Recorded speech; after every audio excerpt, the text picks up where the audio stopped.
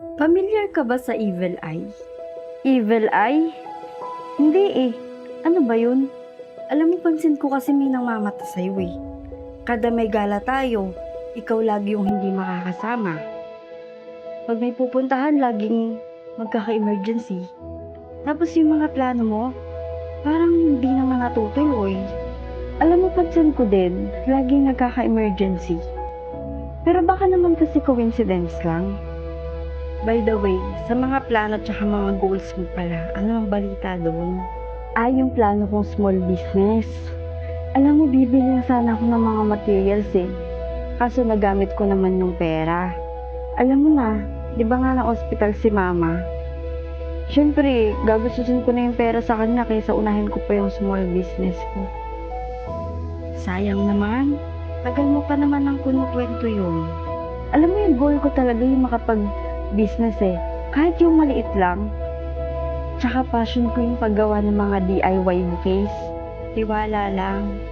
Soon alam ko ikaw naman yung nandun. Oh, napatawag ka. Matanong ko lang. Para sa'yo, totoo ba yung evil eye? Oo naman. Totoo yun. Lalo na yung mga taong inggit sa'yo. Alam mo minsan, kaibigan mo pa nga yung evil eye eh. Naiiwasan ba yon? Alam ko kasi yung iba, may nabibili silang pangontra eh. Pero advice ko sa'yo, huwag kang overshare sa mga plano and goals mo. Kasi di mo alam, kinukontra na pala ng iba. Tapos, maging low-key lang. Ganon. So you mean, huwag akong mag-overshare ng mga plano ko? I-share ko lang siya pag nag-success na? Huy, bahae ko yung evil eye ha? Gaga, di naman porket sa Litmals lang tayo nagkakilala eh. Ganong klaseng tao na ako. Grabe naman to. Sinong-support pa nga kita eh.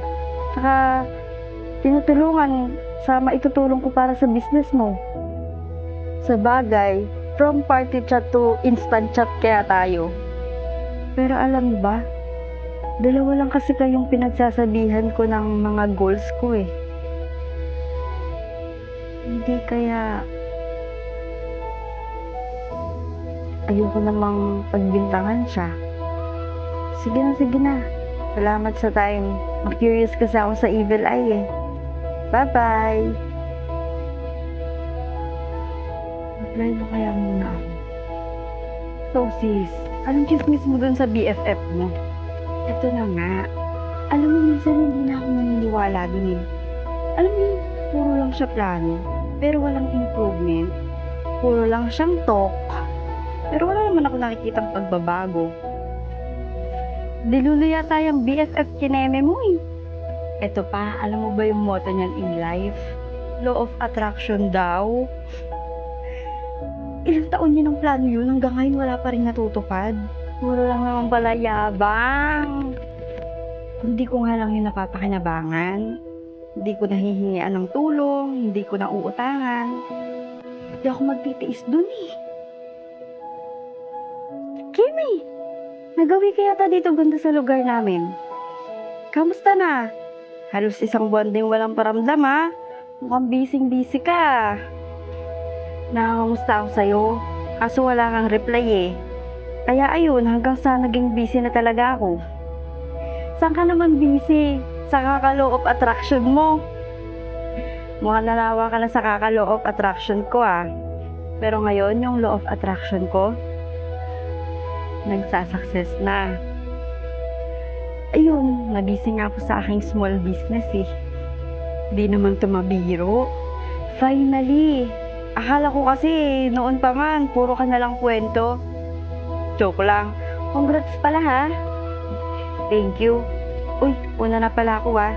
Dumadami na kasi yung tao sa shop eh. Tsaka marami din kaming pending na deliveries ngayon. Madami sana akong kukwento sa'yo. Kaso baka ma-evil eye mo ako. Joke lang. Bye.